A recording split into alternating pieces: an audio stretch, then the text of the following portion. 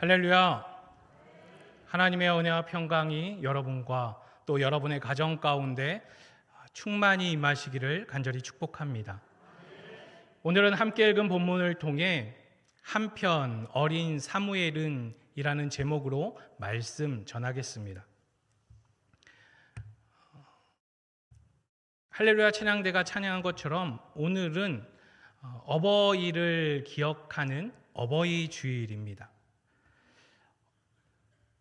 이 어버이날인 5월 8일을 좀 많이 지나서 조금은 어색할 수도 있지만 그래도 오늘 우리는 어버이 주일로서 또 이 시대의 어버이들이신 여러분을 사랑하고 축복합니다.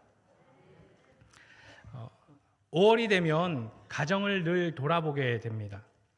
여러분의 가정마다 믿음으로 회복되는 놀라운 은혜가 있기를 간절히 축복합니다. 미국의 16대 대통령이었던 에이브러함 링컨이 대통령이 되기 이전에 켄터키주에서 한 육군 대령과 함께 여행을 떠나게 될 때가 있었습니다. 꽤 먼 길을 가다 보니 무료해진 이 대령이 품 안에서 위스키를 꺼내서 옆에 있던 링컨에게 권했습니다. 그러자 링컨은 고맙지만 저는 아직까지 위스키를 입에 대본 적이 없다며 정중하게 사양했습니다. 그랬더니 대령이 씁쓸한 표정을 짓는 거예요. 또 한참 가다가 품에서 담배 하나를 꺼내 담배 하나를 나눠 핍시다 라고 또 권했습니다. 이번에도 링컨은 또 정중하게 사양하면서 죄송합니다. 저는 아직 담배를 배우지 못했습니다 라고 얘기를 했습니다. 그랬더니 대령은 뭐 이런 사람이 다 있냐라는 표정으로 돌아 앉았습니다. 그때 링컨이 이야기를 합니다. 대령님, 제 이야기를 들어주십시오. 제가 9살 때에 어머니가 중병에 걸려서 오늘 내일을 모를 때가 있었습니다. 제 어머니가 하루는 저를 침상 곁으로 부르셔서 제게 말씀하셨습니다. 링컨아, 내가 나하고 약속을 하나 해줄 수 있겠니? 이 엄마는 얼마 살지 못하고 죽을 거야. 그러나 내가 일평생 동안 위스키와 담배를 입에 대지 않겠다고 나하고 약속해 줄 수 있겠니? 라고 물었습니다. 그때 저는 고개를 끄덕였습니다. 그리고 지금까지 엄마와의 약속을 한 번도 어긴 적이 없습니다. 그러고는 링컨이 말합니다. 대령님, 제가 대령님의 기분을 맞춰드리려면 어머니와의 약속을 깨뜨려야 하는데 그래도 괜찮겠습니까? 이 얘기를 들은 대령은 아닙니다. 절대 그러지 마십시오. 어머니와의 약속은 가장 위대한 약속입니다. 그 약속을 평생토록 지키십시오 하면서 도리어 링컨을 격려해 줬다고 합니다. 링컨의 전기를 쓴 작가가 링컨에 대해서 이런 기록을 남겼습니다. 그는 훌륭한 지도자가 될 만한 아무런 조건도 갖추고 있지 못한 사람입니다. 그런데 하나님께서는 그에게 딱 2가지를 주셨습니다. 첫째는 가난입니다. 둘째는 신앙의 어머니입니다. 링컨을 위대한 지도자로 만든 것은 가난과 신앙의 어머니였습니다. 그리고 한 번은 링컨이 자신의 가장 친한 친구에게 편지하면서 이런 글을 남겼습니다. 나는 어려서부터 글을 잘 모를 때부터 어머니가 성경을 읽어주는 소리를 들으면서 자랐다네. 지금도 내 마음속에는 통나무집에서 어머니가 성경을 읽고 기도하던 소리가 내 귀에 울리고 있지. 오늘 내게 속한 모든 것은 천사 같은 어머니에게서 물려받은 것이라네. 자녀에게 부모만큼 영향력을 끼치는 사람이 어디 있을까요? 자녀들 양육하다 보면 종종 자녀에게서 나의 모습을 발견하게 됩니다. 우리가 의도했든 의도하지 않았던 간에 자녀는 부모의 뒷모습을 보고 자라게 되어 있습니다. 예를 들어 볼게요. 한 남자가 있었습니다. 그는 어릴 적 자신의 아버지에게 사랑을 표현받지 못하고 자랐습니다. 아버지와 무언가를 해본 적도 없고 아버지로부터 사랑해라는 말조차 들은 기억이 없습니다. 나중에 자신을 닮은 아들을 낳은 남자는 너무나 이쁘고 사랑스러운데 어떻게 해야 할지 몰랐습니다. 사랑을 표현하고 싶은데 내가 사랑하는 걸 알겠지라는 생각으로 표현에 너무나 인색했습니다. 부끄럽지만 그 한 남자가 바로 저입니다. 그 한 남자가 어쩌면 여기 계신 아버지 중에도 있을 수 있습니다.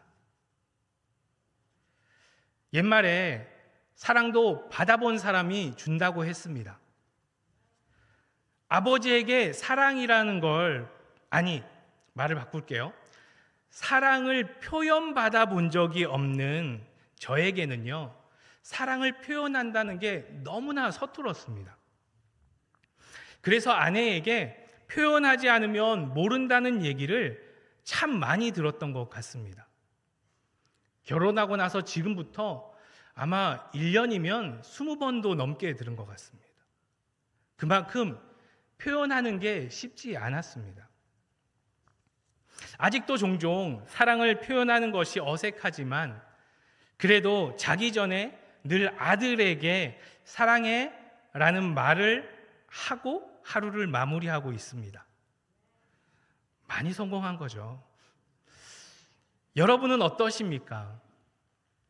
오늘 집에 돌아가시면 용기를 내어서 자녀에게 사랑을 표현해 보시기를 축복합니다. 자녀들이 어색할 수 있습니다. 오늘 우리 아버지가 왜 이러시나 라고 생각할 수 있습니다. 그러나 분명 돌아서면 어딘가에서 흐뭇한 미소를 짓고 있을 겁니다. 그러니 용기 내셔서 어버이날이니까 우리가 자녀에게 그냥 받을 생각하지 마시고 자녀에게 우리의 사랑을 표현해 보시기를 축복합니다. 자녀에게 부모의 영향력이 큰 만큼이나 또 부모에게 자녀만큼 중요한 것이 어디 있을까요? 시대가 지나갈수록 자녀들을 더욱 중요하게 여기는 것 같습니다. 그러나 자녀를 중요하게 여기고 사랑하는 것에도 우선순위가 있습니다.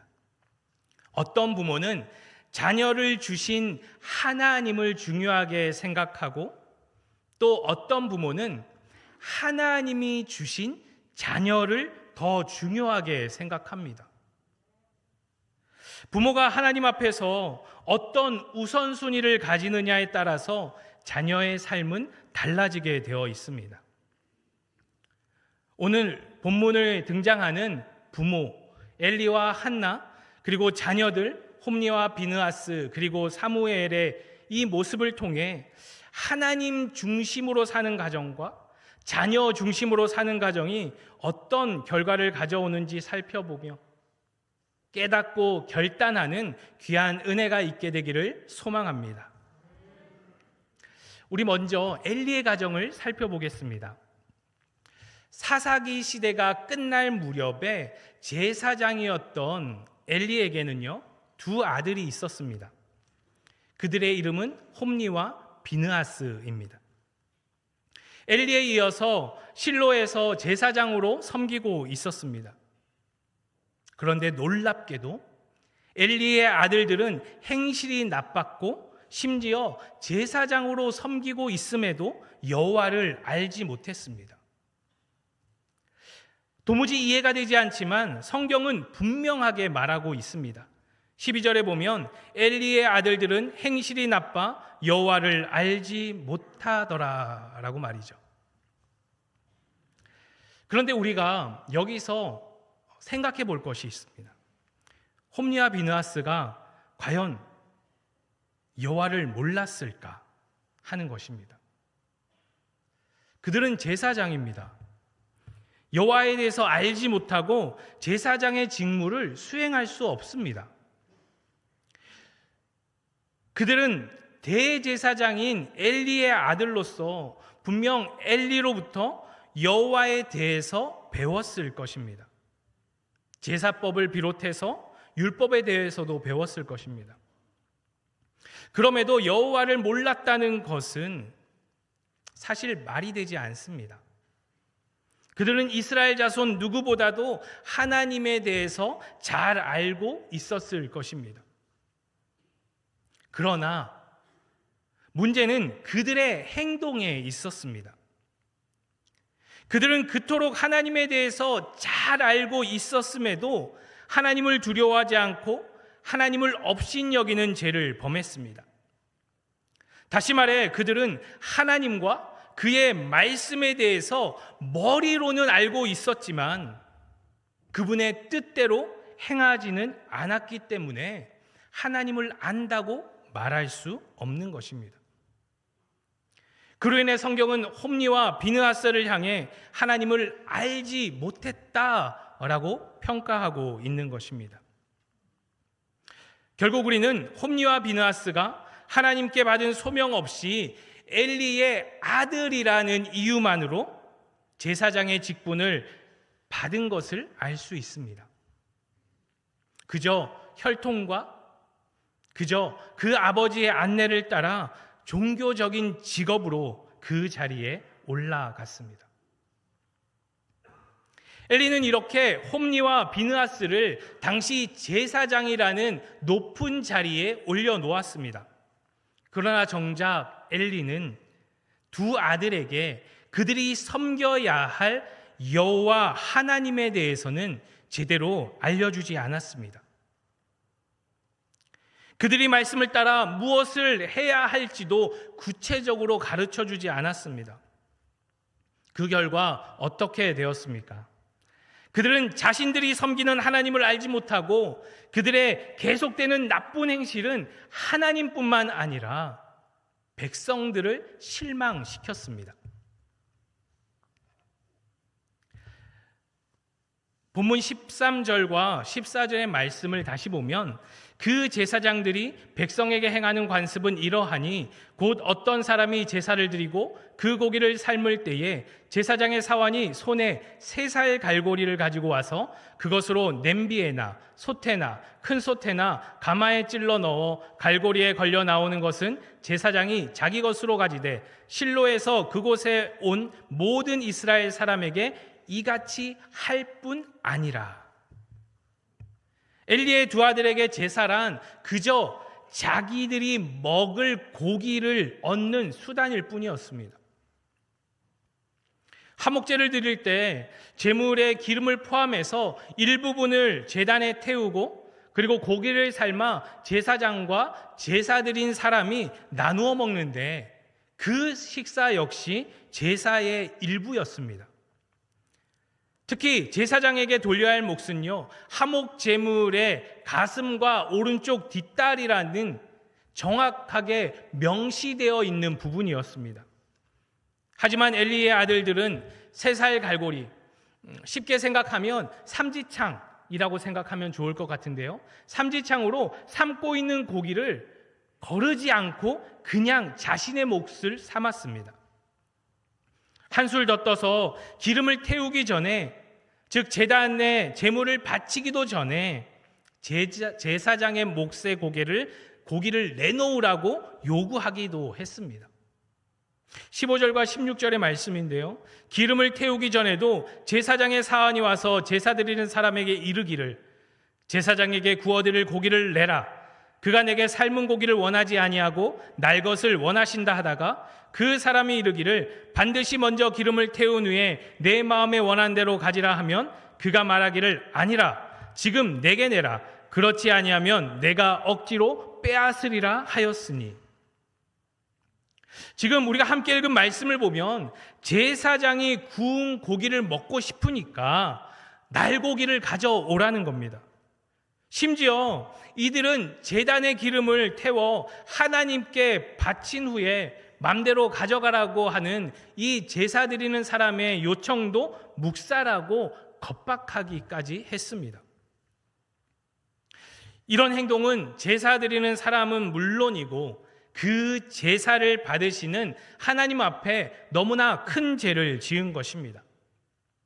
그래서 17절은 우리에게 이렇게 말합니다. 이 소년들의 죄가 여호와 앞에 심히 크면 그들이 여호와의 제사를 멸시함이었더라. 제사장이었던 홈리와 비느하스가 어떻게 이런 지경까지 이르렀을까? 놀랍게도 하나님은 그 원인을 엘리에게서 찾았습니다. 하나님보다 두 아들을 더 중요하게 여겼다라고 말씀하셨습니다. 우리가 함께 읽지는 않았지만 29절 하반절을 보면 내 아들들을 나보다 더 중히 여겨 내 백성 이스라엘이 드리는 가장 좋은 것으로 너희들을 살찌게 하느냐고 엘리를 책망하십니다. 하나님의 책망처럼 엘리는 하나님보다 두 아들을 더 중요하게 여겼습니다. 그래서인지 그들이 그 제사의 제물을 탈취했는데도 아무런 조치를 취하지 않습니다. 그뿐 아니라 그들이 해망문에서 일하는 여인들과 성적인 범죄를 저질렀을 때에도 엘리는 그저 말로만 책망할 뿐 그들을 엄히 처벌하거나 제사장직을 중단시키지 않았습니다. 적어도 이런 심각한 죄를 지었다면 그에 반하는 조치를 취해야 하는 것이 마땅함에도 엘리는 자신의 두 아들에게 어떠한 조치도 취하지 않았습니다. 그러나 자녀들이 하나님의 거룩한 제사를 파괴하고 그분의 제사를 탈취하는데도 그 심각한 죄보다는 자녀들과 또 그들의 제사장 직분을 유지하는 것을 더 중요하게 생각했습니다. 이런 엘리 밑에서 자란 두 아들은 계속 죄를 쌓으며 결국 이스라엘 역사에서 비참한 교훈을 남긴 채 사라지고 말았습니다. 사랑하는 여러분, 엘리와 그의 두 아들을 보면서 우리 자신에게 정직하게 물어야 합니다. 나는 지금 자녀를 주신 하나님을 중요하게 여기고 있는지, 아니면 하나님이 주신 자녀를 더 중요하게 여기고 있는지 말입니다. 부모가 하나님보다 자녀를 중요하게 생각하면 말씀으로 자녀를 교육하거나 바로잡지 못합니다. 그러나 성경은 분명히 말하고 있습니다. 자녀를 주의 교훈과 훈계로 양육하라고 말이죠. 하나님의 말씀으로 양육하라는 뜻입니다. 또한 잠언에는 마땅히 행할 길을 아이에게 가르치라고 하였습니다. 이렇게 성경은 부모를 향하여서 훈계를 해서라도 자녀들에게 마땅히 행할 길을 가르치라고 말씀하고 있습니다. 혹시 우리 자녀가 세상적으로 누리는 것들을 잃게 될까 봐 염려되십니까? 장담하건대 절대 그럴 일 없습니다. 하나님 중심으로 살면 하나님이 책임져 주십니다. 그 사실을 믿지 못하기 때문에 부모들이 자꾸만 변명의 말을 합니다. 하나님, 지금 우리 아이들이 제일 중요한 때예요. 이때 공부하지 않으면 안 돼요. 하나님 아시잖아요. 하나님, 회사에서 성공하려면 어쩔 수 없대요. 하나님 조금만 기다려 주세요.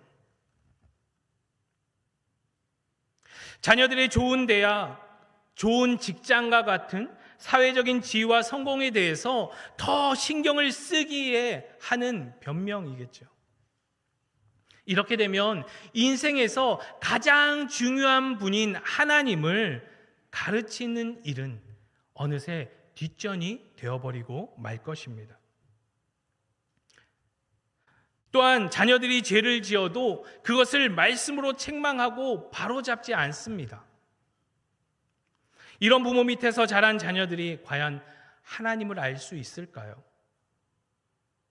어쩌면 부모님 눈치 보느라 당장은 교회에 머물며 봉사할 수 있지만 결국 부모를 떠나게 되면 언제 그랬느냐는 듯이 하나님을 떠나기 쉽습니다. 그렇게 되면 자연스럽게 죄에 빠지게 되는 것입니다. 안타깝지만 지금 우리가 살고 있는 이 시대에도 하나님보다 자녀를 더 중요하게 여기는 현대판 엘리가 너무나 많습니다. 그래서 우리 주위에 여전히 현대판 홈리와 비느하스가 자라나고 있습니다. 이게 현실입니다. 사랑하는 여러분, 나는 엘리가 아닌가요? 혹시 엘리와 같이 하나님보다 자녀들을 더 중요하게 여겼다면 이제라도 돌이키시길 바랍니다. 돌이키는 것이 은혜입니다. 우리의 마음을 돌이켜 주님이 주신 자녀를 주신 하나님만을 중요하게 여기게 되시기를 간절히 축복합니다. 오늘 본문 18절부터는 엘리의 두 아들과 대조적인 모습으로 신실하게 하나님을 섬기는 한 소년이 등장합니다.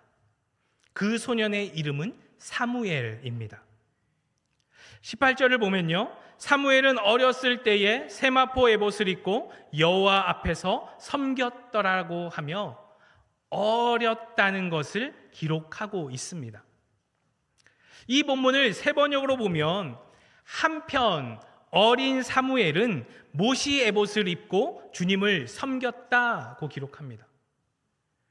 바로 이 부분에서 저는 오늘 말씀의 제목을 가져왔습니다. 한편 어린 사무엘은.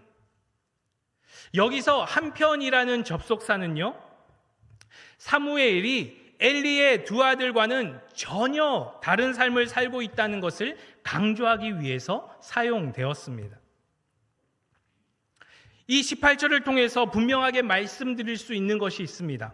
그것이 뭐냐면 홈리와 비느하스는 겉으로 볼 때는 제사장이라는 높은 위치에 있었지만 하나님을 등지고 계속 죄를 쌓는 악한 자들이었습니다. 반면 사무엘은요, 아직 어리고 부모를 떠나 있었지만 하나님을 섬기며 그분 앞에 자라나는 어린 소년이었습니다. 어린 사무엘이 어떻게 하나님을 섬기며 그분 앞에 자랄 수 있었을까? 어린 사무엘 뒤에는요, 믿음의 어머니였던 한나가 있었습니다. 한나의 가정은 모든 면에서 엘리의 가정과는 대조가 됩니다. 한나의 가정은 엘리의 가정처럼 유명한 가정이 아니었습니다. 그저 평범한 레위인 가정이었습니다. 그런 한나가 아이를 갖지 못해 마음이 괴로워 하나님 앞에 통곡하며 기도하기를 여러 번 했을 때 하나님의 은혜로 갖게 된 아들이 바로 사무엘입니다. 사무엘 이름의 뜻이 내가 구한 자가 여호와께로부터 왔다라는 데서 알 수 있듯이 이 가정의 사무엘은 하나님의 선물이었습니다. 그만큼 너무나 귀한 자녀였습니다. 하나는 그런 귀한 아들을 낳기 전부터 하나님께 기도했고 또 사무엘이 젖을 뗄 때까지 자신의 품에 안고 기도하며 말씀으로 사무엘을 양육했습니다. 한나는 이렇게 귀하게 얻은 사무엘이 젖을 떼자마자 자신의 서원대로 엘리에게 가서 그를 하나님께 드리겠다고 결심했습니다. 한나는 하나님께 깊은 기도와 찬양을 드린 후에 사무엘을 그분께 드렸습니다. 한나가 이렇게 할 수 있었던 것, 그것은 자신이 간절히 구해 얻은 사무엘보다 그를 주신 하나님을 더 중요하게 여겼기 때문입니다. 아이를 하나님께 드린 후 한나가 할 수 있었던 것은 매년 제사를 드리러 실로에 갈 때에 사무엘에게 작은 겉옷을 지어다 주는 것뿐이었습니다. 그러나 어린 사무엘은 어떻게 자라고 있습니까? 한나에 의해 자신의 삶이 하나님께 드려졌을 때부터 그는 엘리를 도와 묵묵히 여호와를 섬겼습니다. 그 결과 어린 사무엘은 아직 제사장이 되지 않았음에도 불구하고 놀랍게도 어떤 이유에선지 제사장의 에봇을 입고 일했습니다. 이 구절을 통해 이 제사장직이 후에 사무엘에게 넘어가게 될 것을 암시하고 있습니다. 어린 사무엘의 어떤 점이 기쁘셔서 하나님은 이런 축복을 계획하셨을까요? 사무엘은 평범한 집안에서 태어났지만 한나의 신실한 신앙을 이었습니다. 아직 미숙한 아이였지만 하나님을 섬기기 위해 자기에게 맡겨진 일을 묵묵히 수행했습니다. 하나님은 어리지만 이런 모습을 가진 사무엘을 기뻐하셨습니다. 한나의 믿음을 이어받고 어렸을 때부터 하나님을 섬기며 자라는 이런 모습을 말씀은 21절 후반절을 통해서 이렇게 표현합니다. 아이 사무엘은 여호와 앞에서 자라니라. 여호와 앞에서 자랐다라고 표현합니다. 어린 사무엘은 하나님뿐만 아니라 사람들에게도 은총을 입으며 자랐습니다. 26절을 보면 아이 사무엘이 점점 자라매 여호와와 사람들에게 은총을 더욱 받더라고 했습니다. 여기서 말하는 은총은 사랑을 말합니다. 사무엘은 하나님과 사람들의 사랑을 받으며 자라나고 있는 것입니다. 이 시대에도 한나의 삶은 계속됩니다.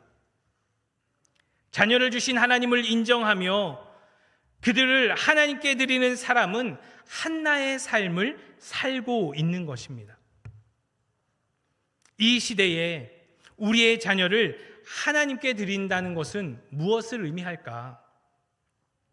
무엇보다 자녀들의 소유권이 하나님께 있다는 것을 인정하는 것입니다. 한나처럼 자녀를 주신 분이 하나님이시기에 그들이 내 자녀이기 이전에 하나님의 자녀임을 인정해야 합니다. 그리고 또한 하나님께 자녀를 드린다는 것은 우리의 아이들을 그분 앞에 나아갈 수 있도록 환경을 만들어 주는 것입니다. 우리 자녀가 하나님의 자녀이기에 그들이 하나님을 예배하고 섬길 수 있도록 먼저 가르치고 환경을 만들어 주어야 합니다. 대학보다, 직장보다, 성공보다 중요한 것은 우리 자녀들이 하나님을 알고 예배하는 것인 줄 믿습니다. 하나님을 섬기는 것입니다. 하나님께 자신의 자녀를 드린 부모들은 이런 분명한 확신을 갖고 살아가게 되어 있습니다. 비록 우리 자녀들에게 세상에서 높은 지위를 물려주지 못하고 물질적인 풍요로움을 줄 수는 없을지라도 자녀를 하나님께 드리는 부모는 분명 한나와 같은 믿음의 길을 걷게 될 것입니다. 한나는 사무엘이 어렸을 때 높은 지위도 주지 못했고 그저 작은 겉옷만 줄 수 있는 평범한 여인이었습니다. 그러나 한나의 인생에서 영원히 빛나는 특별함이 있었는데 그것은 바로 사무엘의 인생을 바꾸었다는 것입니다. 어렸을 때부터 사무엘이 하나님을 섬기며 그분 앞에 자라게 했습니다. 한나처럼 우리의 자녀를 하나님께 드리시기를 축복합니다. 한나의 결단을 받으셨던 그 하나님이 우리의 귀한 결단도 받아주실 것입니다. 그리고 그렇게 믿음으로 드려진 우리의 자녀들이 이 시대의 사무엘로 자라서 하나님께 쓰임받는 귀한 인생이 될 줄로 믿습니다. 사랑하는 여러분, 우리 스스로를 돌아볼 때 나는 한나입니까? 아니면 엘리입니까? 우리는 어느 쪽에 가깝습니까? 우리는 믿음으로 우리 자녀들을 양육하고 있습니까? 우리는 기도와 말씀과 예배 가운데 우리 자녀들을 양육하고 있습니까? 아니면 자녀들을 하나님보다 더 중요하게 여기느라 우리가 마땅히 가르쳐야 할 하나님의 말씀을 가르치지 못하고 자녀들을 위해 기도하지 못하고 그들에게 바른 예배를 가르치지 못한 채로 살아가고 있지는 않습니까? 한나는 믿음으로 사무엘을 양육했고 엘리는 그의 아들들을 믿음으로 양육하지 못했습니다. 그랬을 때 결과가 어떻게 됐는지 보지 않으셨습니까? 그렇다면 여러분 어떻게 하시겠습니까? 믿음으로 우리의 자녀들을 양육하시기를 축복합니다. 자녀들을 위해 더욱 힘써 기도하시기를 축복합니다. 자녀들을 말씀으로 양육하시기를 축복합니다. 예배 가운데 자녀를 양육하시기를 축복합니다.